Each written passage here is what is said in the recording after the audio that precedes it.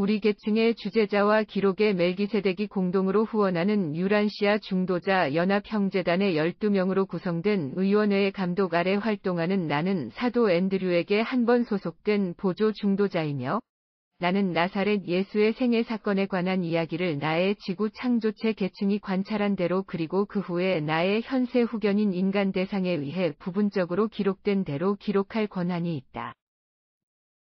앤드류는 스승이 얼마나 꼼꼼하게 기록을 남기지 않았는지 잘 알고 있었기 때문에 자신의 이야기를 기록으로 남기는 것을 완강히 거부했다. 예수의 다른 사도들도 비슷한 태도를 보였기 때문에 복음서 기록이 크게 지연되었다. 예수는 영적 쇠퇴의 시대에 이 세상에 오신 것이 아니다. 그가 태어났을 때 유란시아는 아담 이후의 모든 역사에서 알지 못했고 그 이후 어느 시대에서도 경험하지 못했던 영적 사고 및 종교적 삶의 부흥을 경험하고 있었다. 미가엘이 유란시아에서 성육신했을 때 세상은 창조자 아들이 증여할 수 있는 가장 유리한 조건을 제시했으며 그 이후에도 그 어느 때보다 유리했다. 이 시기 직전 몇 세기 동안 그리스 문화와 그리스어가 서양과 근동 지역에 퍼져 있었고 유대인들은 레반트 인종으로서 본질적으로 서양과 동양의 일부였으며 새로운 종교를 동서양에 효과적으로 전파하기 위해 그러한 문화적, 언어적 환경을 활용하는 데 탁월하게 적합했다. 이러한 가장 유리한 환경은 로마인들에 의한 지중해 세계의 관용적인 정치적 통치로 인해 더욱 강화되었다. 이 모든 세계적 영향의 결합은 종교 문화에서 히브리인 중 히브리인인 바울이 그리스어로 유대인 메시아의 복음을 선포하면서 자신은 로마 시민이었던 바울의 활동에서 잘 설명되어 있다. 예수의 시대와 같은 문명은 그 이전이나 그 이후에도 서양에서 볼 수 없었다. 유럽 문명은 특별한 세 가지 영향력 아래 통일되고 조정되었다. 1. 로마의 정치 및 사회 제도. 2. 그리스 언어와 문화, 그리고 철학. 3.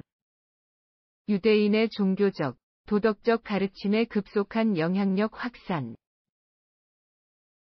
예수가 태어났을 때 지중해 세계 전체는 통일된 제국이었다.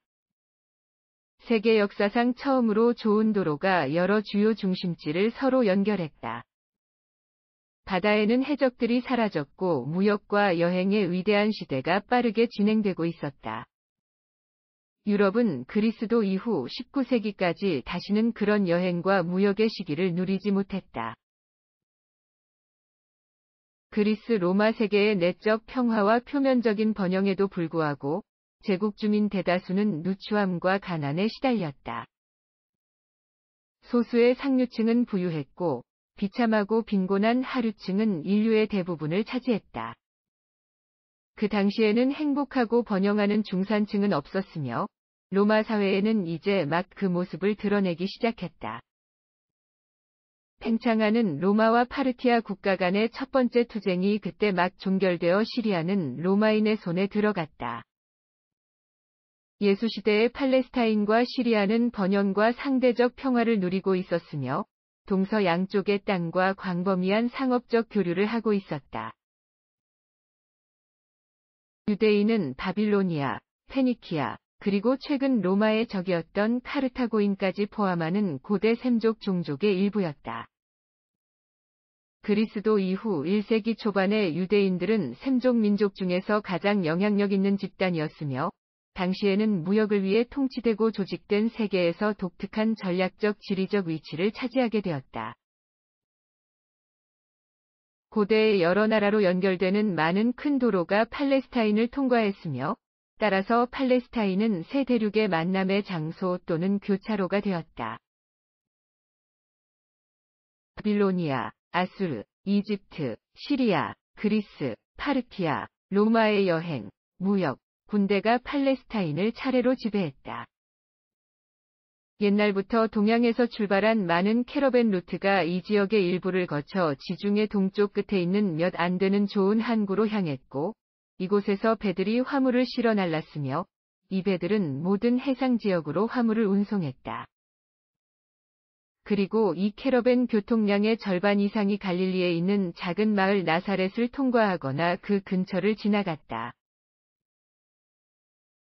팔레스타인은 유대 종교 문화의 고향이자 기독교의 발상지였지만 유대인들은 세계 여러 나라에 거주하면서 로마와 파르티아 국가의 모든 지방에서 무역을 하며 해외에 나가 살고 있었다. 그리스는 언어와 문화를 제공했고 로마는 도로를 건설하고 제국을 통일했지만 200개가 넘는 회당과 잘 조직된 종교 공동체가 로마 세계 곳곳에 흩어져 있는 유대인들의 분산은 천국의 새로운 복음이 처음 받아들여지고 그 후에 세계 끝까지 퍼진 문화의 중심지들을 제공했다. 각 유대인 회당은 이방인 신자들, 즉 독실한 또는 하나님을 두려워하는 사람들을 용인했으며 바울은 이 개종자들 가운데서 기독교로 전향한 초기 개종자의 대부분을 만들었다. 예루살렘 성전에도 이방인들의 화려한 궁전이 있었다. 예루살렘과 안디옥의 문화, 상업, 예배는 매우 밀접하게 연결되어 있었다.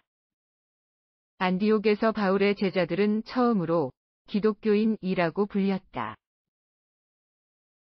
예루살렘에서 유대인 성전 예배의 중앙 집중화는 그들의 유일신교가 살아남은 비밀과 모든 민족의 유일신이자 모든 필사자의 아버지라는 새롭고 확대된 개념의 형성과 그런 세상의 파송에 대한 약속을 동시에 구성하고 있었다.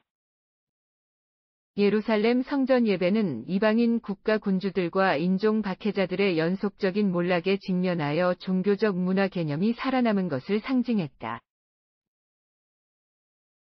이 시기에 유대인들은 비록 로마의 통치 아래 있었지만 상당한 수준의 자치권을 누렸으며 유다 마카비와 그의 직계 후계자들이 최근에 행한 해방의 영웅적 업적을 기억하면서 더 위대한 구원자, 오랫동안 기다려온 메시아의 즉각적인 출현에 대한 기대감으로 활기차게 지냈다. 유대인의 왕국 팔레스타인이 반독립 국가로 살아남을 수 있었던 비결은 시리아와 이집트 사이의 팔레스타인 통행로와 동양과 서양 사이의 캐러밴 경로의 서쪽 종점을 통제하고자 했던 로마 정부의 외교 정책에 담겨 있었다. 로마는 레반트에서 향후 이 지역에서의 확장을 억제할 수 있는 세력이 발생하는 것을 원치 않았다. 셀레우코스 시리아와 프톨레마이오스 시대의 이집트가 서로 대립하는 것을 목표로 한 음모 정책은 팔레스타인을 별도의 독립국가로 육성할 필요가 있었다. 로마의 정책, 이집트의 퇴보, 파르티아의 세력 상승에 앞서 셀레우코스 왕조의 점진적인 약화는 여러 세대에 걸쳐 작고 힘없는 유대인 집단이 북쪽의 셀레우코스 왕조와 남쪽의 프톨레마이오스 왕조에 맞서 독립을 유지할 수 있었던 이유를 설명해준다. 유대인들이 주변 강대국들의 정치적 지배로부터 자유와 독립을 누릴 수 있었던 데는 자신들이 선택받은 민족이라는 사실, 즉 야훼의 직접적인 개입이 있었기 때문이었다고 유대인들은 생각했다. 이러한 인종적 우월감은 로마의 지배가 마침내 그들의 땅을 덮쳤을 때 유대인들이 견디는 것을 더욱 어렵게 만들었다. 그러나 그 비참한 시간에도 유대인들은 그들의 세계 선교가 정치적인 것이 아니라 영적인 것임을 배우기를 거부했다. 예수시대 당시 로마 통치자들에게 교묘하게 아부하여 유대의 통치권을 장악한 이방인 이두메아인 헤롯의 통치를 받고 있었기 때문에 유대인들은 유난히 불안하고 의심이 많았다. 헤롯은 히브리 의식 준수에 충성을 공언했지만 그는 많은 이방 신들을 위한 신전을 지었다.